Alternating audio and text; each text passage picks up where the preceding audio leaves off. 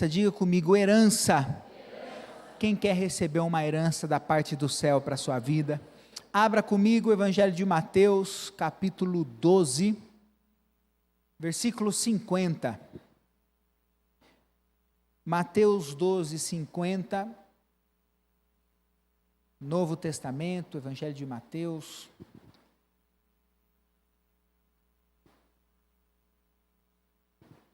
Diz assim a palavra do Senhor, Mateus 12, 50. Pois quem faz a vontade de meu Pai que está nos céus, este é meu irmão, minha irmã e minha mãe. Jesus falando aqui. Herança é uma coisa que a gente divide com os nossos, né? E a palavra de Deus nos ensina, você pode ir abrindo junto comigo a carta de Paulo aos Romanos, no capítulo 8, versículo 17. Romanos capítulo 8, versículo 17, abra aí junto comigo, para lermos em concordância, o apóstolo Paulo ensinando aos cidadãos da igreja de Roma, um lugar difícil de pregar o evangelho, um lugar historicamente perseguidor de cristãos, e o apóstolo Paulo vem ensinar algo poderoso, para aqueles que já criam em Jesus, já acreditavam em Jesus.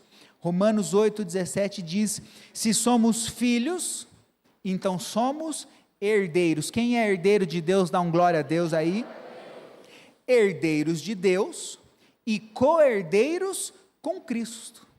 Olha só os cristãos de Roma, aqueles que foram tão perseguidos, até hoje tem lá o Coliseu, o símbolo de um lugar onde se perseguia, matava cristãos. Teve um dos chefes, os grandes líderes de Roma, que foi o grande incendiário de Roma. Ele pendurava os cristãos, muitos dizem que em cruzes, e ainda tacava fogo, e a cidade de Roma foi iluminada por essa grande fogaréu de corpos de cristãos. Ele fala, somos co-herdeiros com Cristo, se de fato participamos dos seus sofrimentos. Também participaremos da sua glória. Levante a sua mão, você foi chamado para participar da glória de Deus. Você foi chamado para ser herdeiro de tudo aquilo que é do céu. Fala bem forte comigo, fala, tudo que é do céu é meu. Tudo que é do céu é para minha vida. E se você crer, você pode dar uma linda salva de palmas para Jesus.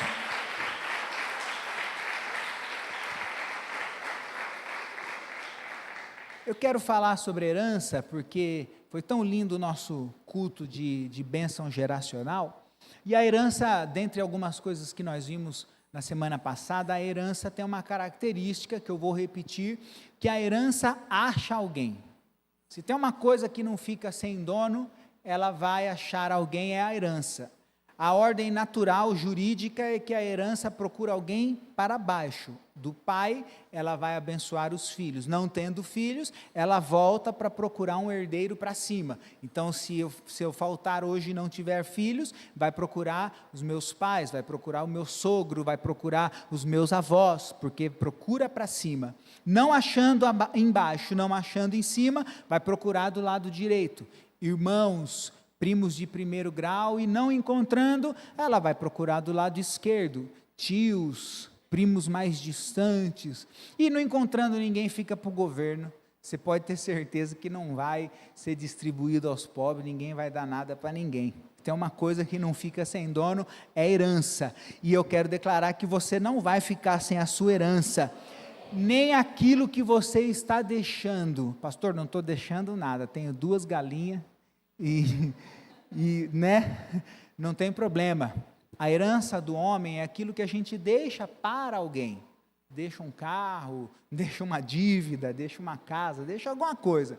Mas existe a herança do céu, que nós chamamos de legado, e é aquilo que você deixa na pessoa, aquilo que você deixa espiritualmente. Os seus filhos nunca se esquecerão do poder de Deus, porque ensina a criança no caminho que deve andar, ainda quando for grande, ele não se esquecerá dele. Quem é pai, quem é mãe, levanta a sua mão aí, ensina o teu filho filho, ele vai se lembrar que existe um Deus poderoso, que existe o Jesus que sara, Jesus que salva, um Jesus que batiza com o Espírito Santo, existe um Pai que está no céu, e Ele cuida de nós. Deixe herança nas pessoas, deixe legado para os seus filhos, deixe algo que o homem não pode tirar, não pode roubar, nem a injustiça humana. O poder do Espírito Santo de Deus vai sempre alcançar a sua casa.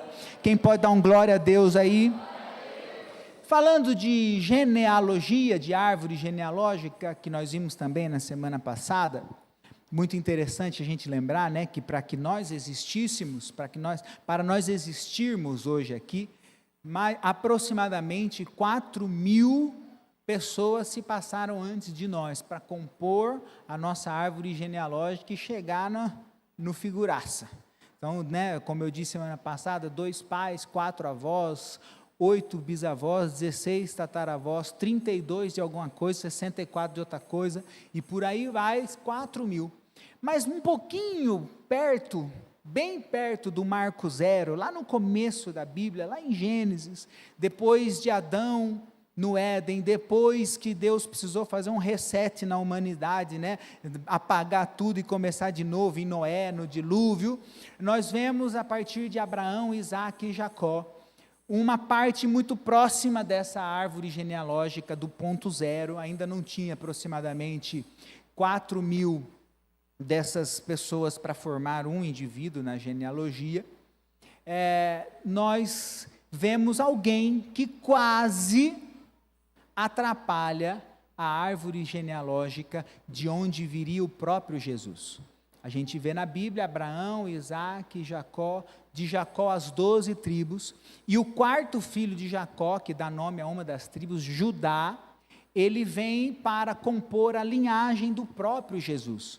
Você pode ver em Mateus, que de Abraão até o rei Davi, de Davi até o exílio, depois do exílio até Jesus, em 1º capítulo de Mateus, são 14 gerações de Abraão a Davi, 14 gerações, mais 14 de Davi ao exílio, e mais outras 14 do exílio até Jesus, em 1º capítulo de Mateus. Você vai ver em alguns pontos da Bíblia, eu separei para citar aqui o Apocalipse, que fala que Jesus é o leão da tribo de Judá, e ele é a raiz de Davi. Então, genealogicamente, na história bíblica, que é uma delícia de estudar, fica aí a dica, nós sabemos que Jesus vem da linhagem de Judá. Na história mais recente, você vai perceber, ainda mais agora que está em alta, falar do país, do povo de Israel, que não só o pastor Lucas, mas a Rede Globo, a CNN, todos os jornais, todos os historiadores, arqueólogos, geopolíticos do YouTube, tratam o povo de Israel como o povo judeu, porque se perderam, se dividiram, e ficou a identidade do povo judeu na tribo de Judá, para você ver como era importante a tribo de Judá, tão próxima do grande pai da fé chamado Abraão. O problema é que alguém dessa árvore genealógica, dessa linhagem de salvação, quase estraga tudo por causa da desobediência. Diz a história que Judá teve 3 filhos, seu primeiro filho, chamado Er, morreu sem ter filhos, não deu netos a Judá. E aí a lei da época dizia que se o homem morresse sem deixar herança, sem deixar filhos, o irmão ou o parente mais próximo deveria se casar com a viúva para dar então continuidade na árvore genealógica, para dar herança àquela mulher viúva. E Judá tinha um outro filho mais novo chamado Onã. E eles cumprem essa lei, esse casamento chamado de levirato, eles cumprem essa lei. Onã se casa com uma moça viúva chamada Tamar.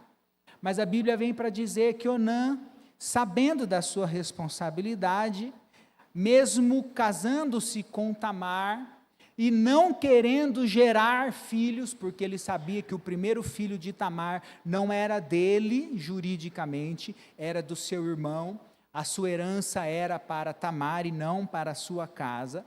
Ele não querendo gerar filhos, ele, muito embora tivesse intimidade com Tamar, ele, depois das relações sexuais, ele derramava o sêmen na terra, para não gerar. Ele não se preocupou com Tamar. Essa lei, muito doida, né, da gente imaginar em 2023, era uma lei para que Deus pudesse garantir o cuidado das mulheres, garantir o sustento das mulheres, porque a mulher naquela época, ela só tinha sustento na casa do seu pai, ou na casa do seu marido, ou estando viúva com o seu filho primogênito que cuidaria dela. Uma mulher sem filhos seria uma mulher sem emprego, sem aposentadoria e sem cuidado. Olha como Deus cuida. Aliás, vou abrir um parênteses aqui, deixa eu te abençoar. Se você está preocupado com alguma coisa, o Deus de Abraão, o Deus de Isaac, o Deus de Jacó, Ele já está cuidando de nós. Ele cuida de todas as coisas nos detalhes. Ele já cria as coisas pensando em cuidar daqueles que são filhos. E tem filho de Deus aí que pode dar um glória a Deus. Então a gente vê aqui um erro até do caráter de Onã, porque ele queria ter intimidade, mas ele não queria ter compromisso. Nós aprendemos que nós precisamos ter as duas coisas, então diga comigo, intimidade e compromisso. São duas coisas que nós precisamos ter, em todos os nossos relacionamentos, inclusive o nosso relacionamento com Deus. Nunca foi tão necessário num mundo, numa sociedade moderna como nós vivemos, ter tanta intimidade com Deus como nos dias de hoje. Sem essa intimidade, nós somos presa fácil do inimigo, das tentações, das mentiras espirituais, das coisas que tentam nos tirar da presença de Deus. Então é muito necessário, o crente, tem crente no Senhor aqui nessa noite? É necessário que nós tenhamos intimidade com Deus. Diga comigo, intimidade. Nós aprendemos com Jesus, né? Quem faz a vontade do Pai, esse é irmão, mãe e mãe, quer dizer, é quem entra na minha herança. Olha só o que Jesus ensina, Mateus 12:50. E a herança de Jesus não é nada menos do que estes sinais acompanharão aqueles que crerem. Quem quer que os sinais de Jesus acompanhem a sua vida? Jesus é tão poderoso e tão ousado que ele fala, aquele que crê em mim farão essas obras e obras ainda maiores. Quem quer ter essa herança no seu currículo? Olha a palavra de Jesus. Se vai aplaudir, aplauda dando glória a Deus.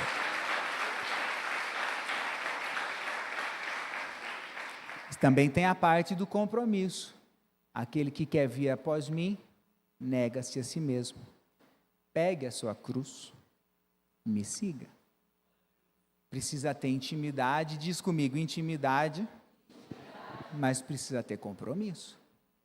Onã queria só a intimidade, ele queria só o prazer, ele queria só a alegria, ele não se preocupava com Tamar, ele se aproveitava dela, mas negava a ela tudo o que era de mais importante para uma mulher daquela época. Nós precisamos pensar no contexto histórico da época, porque hoje muitas mulheres, muitos casais escolhem o melhor momento de gerar filhos, decidem não gerar, e está tudo bem, nós não estamos falando da sociedade 2023, mas naquela época, tudo mais importante da vida de uma mulher era gerar filhos para ter o seu sustento. Como eu disse, não tinha oportunidade de emprego, de sustento para as mulheres. Mas Deus cuidava de todas as coisas. E a Bíblia diz que o Senhor, Ele é a minha porção e a minha herança. Levanta a sua mão e diga comigo o que está escrito em Salmo no capítulo 16. Diz, o Senhor é a minha porção e a minha herança. E se você crê que o Senhor está cuidando de tudo, você pode aplaudir e glorificar o nome poderoso do Senhor. Ele está cuidando de tudo. Ele é a nossa porção, Ele é a nossa herança. Mas aí a gente está falando de uma história de ganância, né? Acho que passava na cabeça de Onã, ele pensava, Se o dia que meu pai Judá morrer e deixar a herança, se ele não tiver o filho do é um a menos para dividir. Sobra mais para mim e para o meu irmão mais novo. Olha só o egoísmo e olha só a individualidade de Onã. Vamos espiritualizar as coisas? Hoje muitos crentes estão pensando assim também, de maneira espiritual. Nós não estamos pensando, não estamos nos lembrando que muitas pessoas que morrerem sem conhecer o amor de Jesus estão condenadas a uma eternidade longe da presença de Deus. Hoje nós estamos tão felizes com o que Deus está fazendo na nossa vida, tão bem na igreja, que igreja linda, mais um domingo de casa cheia para a honra e glória do Senhor Jesus.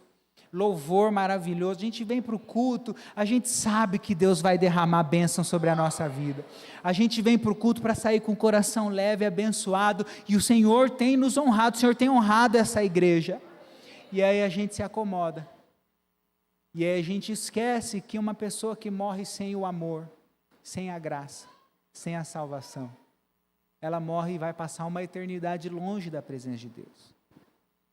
Isso que Onã estava fazendo de maneira material.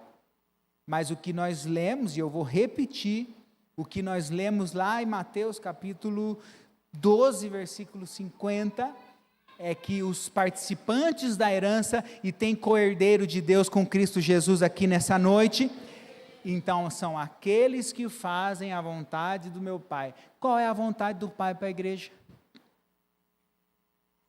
A vontade do Pai para a igreja é que o nome poderoso de Jesus seja conhecido através das nossas vidas. Quer comais, quer bebais, qualquer outra coisa que façais, faça tudo para a glória de Deus. Vai por todo mundo e pregue o evangelho a toda criatura. Aquele que crer e aquele que for batizado será salvo. Essa promessa é para a sua casa e para a sua família. Fale que existe um amor que transformou seu coração. Fale que existe uma presença maior do que tudo, e as pessoas que você ama vão se achegar à presença de Deus. Eles vão conhecer esse amor que nos transformou. Pode glorificar Jesus.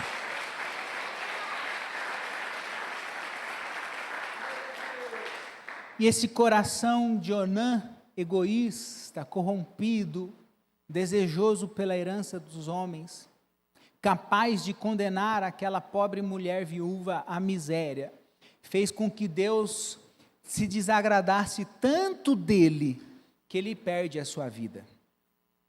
Então, lembrando da leitura, os co-herdeiros de Deus com Cristo Jesus são aqueles que fazem a vontade do meu Pai. Eles são meus irmãos, minha mãe, minhas irmãs. Eles são herdeiros. Por quê? Porque filhos de Deus geram filhos para Deus. Tem filho de Deus aqui nessa noite? Quem tem crente que pode levantar e dizer Abba Pai? Então, filho de Deus, diga comigo, filho de Deus gera filhos para Deus.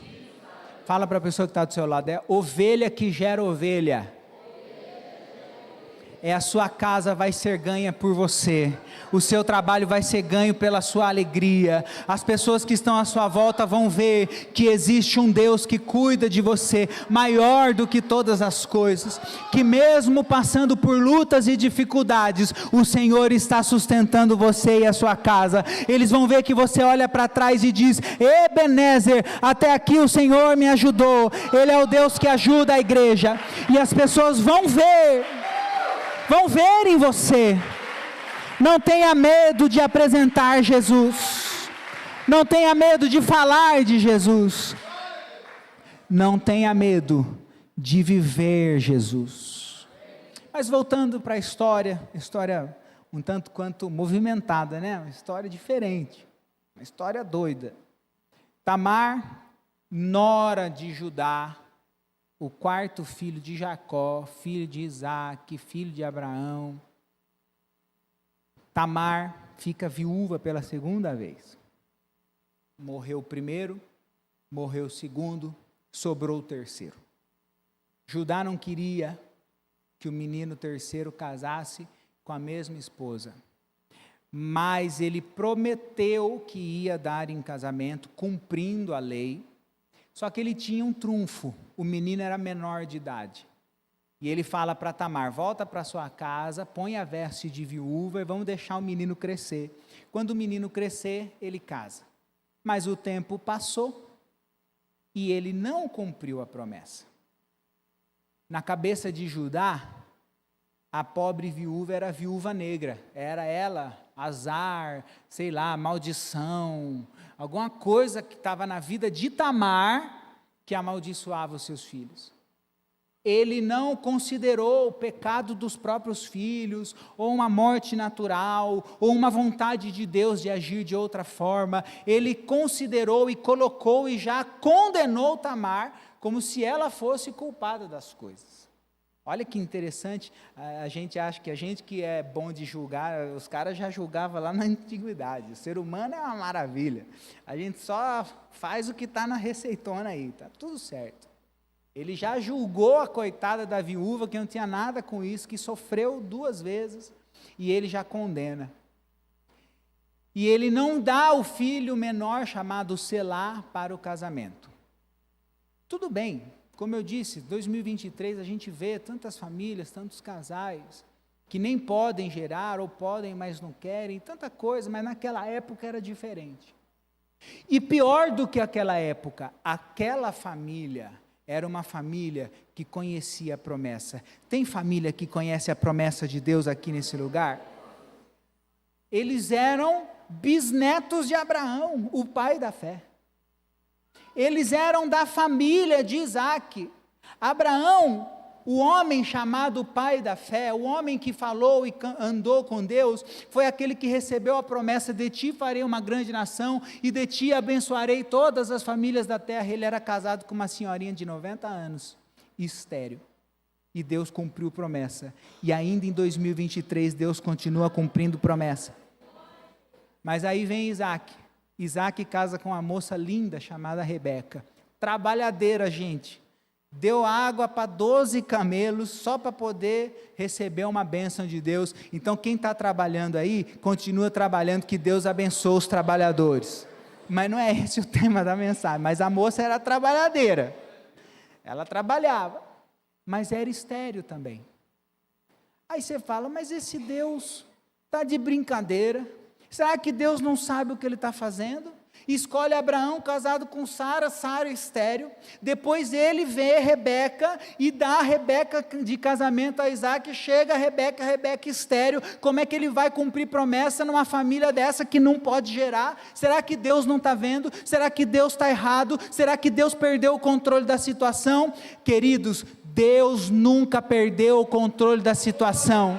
Rebeca não só foi curada, como foi mãe de gêmeos, nasce Esaú e Jacó, e de Jacó vem Judá, mas Jacó também precisa ter uma característica no seu casamento, difícil, porque ele trabalha 7 anos por amor de Raquel, e na noite de núpcias ele acorda e está com Lia, foi enganado, e aí ele vê aquilo lá e ele fala, eu amo Raquel, e eu vou trabalhar mais 7 anos por amor de Raquel. E casado com Lia e Raquel, Lia veio de brinde, Raquel também, a mulher do amor, a mulher de 14 anos do trabalho, também estéril. Será que Deus não está vendo? Será que Deus não está vendo o que eu estou passando? Será que Deus está deixando isso acontecer e me abandonou? Queridos, se tem promessa de Deus na sua vida, Ele muda o curso da história, Ele muda o poder da natureza, Ele traz cura, Ele faz milagre, mas o que não vai acontecer, nenhuma das promessas do Senhor deixará de ser cumprida, porque Ele é o sim, Ele é o amém, Ele é o alfa e Ele é o ômega. Se Ele prometeu, Ele vai cumprir. E quem tem promessa de Deus para a sua vida, joga a sua mão para o alto e começa a dizer aleluia, e começa a dizer glória, pode comemorar, porque a promessa vai chegar, Ele vai cumprir cada uma das suas promessas. Nenhuma das promessas do Senhor vão ficar vazias, porque Ele não esquece, Ele não é filho do homem para que minta, Ele não é filho do homem para que se arrependa. Se Ele prometeu, Ele vai cumprir. Então declara: o meu Deus vai cumprir cada uma das suas promessas na minha vida. E quem se alegra dá um glória a Deus. Mas nós precisamos estar comprometidos. Diga comigo: compromisso. Precisa ter intimidade, precisa ter compromisso. Precisa ter a nossa parte de estar na presença, de lutar pela presença, de fazer aquilo que nos cabe. Vou voltar para a história, porque tem um final. A gente já sabe que cumpriu promessa, porque a gente já leu a Bíblia inteira, e lá no Apocalipse fala que Jesus é a raiz de Davi, o leão da tribo de Judá. Mas para acontecer isso, aquela nora desesperada, abandonada, sozinha, triste, ela precisou tomar uma medida muito radical. A Bíblia fala que ela se disfarça de prostituta e vai no caminho onde os homens andavam, e ali passa o seu sogro, já também viúvo, velhinho, e a Bíblia diz que ele tem desejo com ela, porque vê ali a prostituta parada no caminho, e ele vai procurá-la para fazer ali o desejo da sua carne. E aí ele não tinha dinheiro na época, não estava sem cartão de crédito, não tinha um talão de cheque, não tinha nada para emprestar de ninguém, e eles combinam: então você me dá os seus documentos, me dá aí o seu cordão, o seu cajado, o seu anel, e amanhã, ao passar por aqui, você traz o pagamento e eu devolvo. Como se ele tivesse pego o seu RG, o seu CPF, a sua carteira de trabalho, que comprovava por A mais B que aquilo era dele, e ele deixa com Tamar.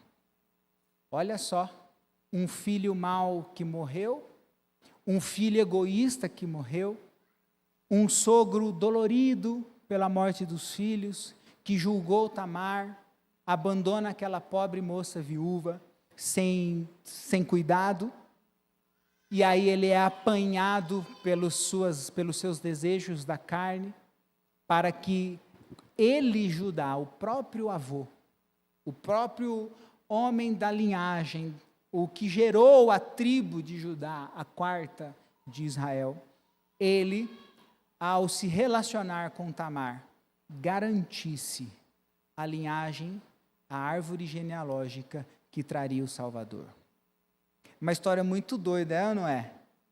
E às vezes a gente acha que é a nossa família que é complicada. E às vezes a gente acha que para a nossa casa é que não tem solução. Eu quero dizer para você, igreja, com todo o amor do meu coração, tem solução para a sua casa. Tem bênção para a sua família. Não pare de crer. Não pare de orar. A Bíblia diz que o Senhor, Ele cria um caminho no meio da tormenta, e Ele continua fazendo milagres, o mesmo de ontem, o mesmo de hoje, que vai continuar sendo o mesmo de amanhã. Ele não se esqueceu da sua casa, Ele não abandonou a sua família, e Ele é fiel para cumprir promessa. Então só quem tem promessa de Deus aplauda, glorifica e pode agradecer, porque Ele vai cumprir, Ele vai cumprir. Assim, olha o final da história, uma história das mais doidas, vai realizar a maior das promessas, o verbo que se fez carne, a linhagem do Salvador. Eu e você estamos aqui, porque o Senhor cuida de todas as coisas, e nem o homem, nem uma palavra do mundo, será poderosamente capaz de apagar os desígnios do Deus que nós servimos. Ninguém pode impedir o agir de Deus sobre a nossa casa. Diz a palavra: agindo eu, quem impedirá? Ninguém vai impedir. O Senhor vai cumprir promessas. Repita comigo: Deus vai cumprir promessa.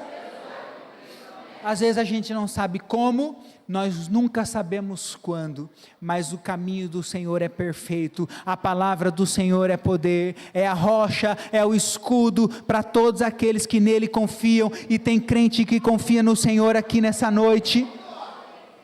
Ele sempre realiza os seus propósitos.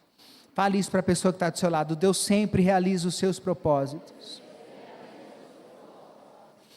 Mas a minha pergunta para a igreja é: quem quer fazer parte disso? Quem quer fazer parte dos propósitos do Senhor? Quem quer ser herdeiro de Deus? Quem é co-herdeiro de Deus em Cristo Jesus? Quem quer ver as pessoas que você ama recebendo salvação? Então, filho de Deus gera filhos para Deus.